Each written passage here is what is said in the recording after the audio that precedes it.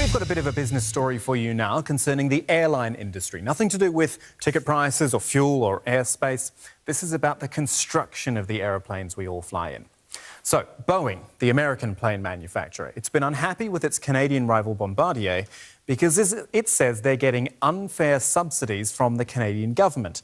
Unfair because that allows Bombardier to sell planes cheaply to US airlines, and Boeing, of course, would much prefer those airlines bought homemade planes. The thing is, the US Commerce Department now agrees with Boeing and is suggesting a 220% tariff be lumped onto each of those Canadian-made planes.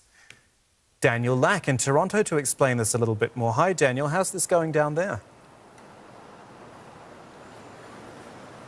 Well, Kamal, I would say outrage is not too strong a word to use. The Canadian Foreign Minister has said it's unacceptable. The Premier of the French-speaking province of Quebec, where Bombardier is basically the mainstay of the private sector, there are tens of thousands of employees, has said it's a very arrogant move by the United States. And speaking earlier, not today, but be expecting this decision, the Prime Minister Justin Trudeau said it really endangered plans by Canada to spend $5 billion on fighter jets from Boeing. Why would we do business, he asked, with a company that is suing us and trying to shut us down? It's also causing problems in Britain because this C-Series aircraft, it's a 120-seater aircraft, competes with the Boeing 737 and the Airbus A320. It's manufactured partially in Northern Ireland. It's the main private sector employer there. Thousands and thousands of jobs dependent on it. And Theresa May has said she's bitterly disappointed in Donald Trump's America for actually making this decision.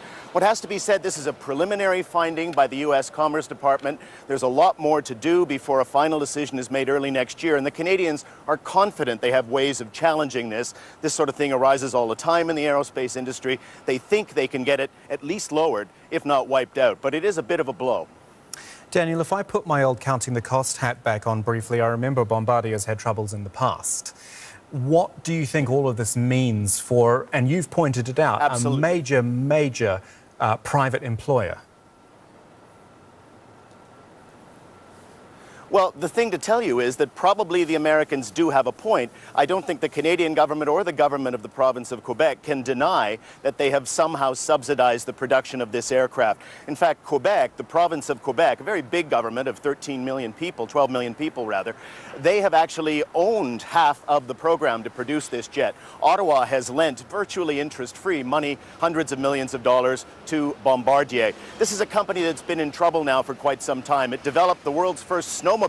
Yes, snowmobiles. What's more Canadian? Back in the 1930s. And now it's our only global aerospace player. It produces many, many planes for export, smaller than this, as well as a whole range of trains, trams, subways, and so on.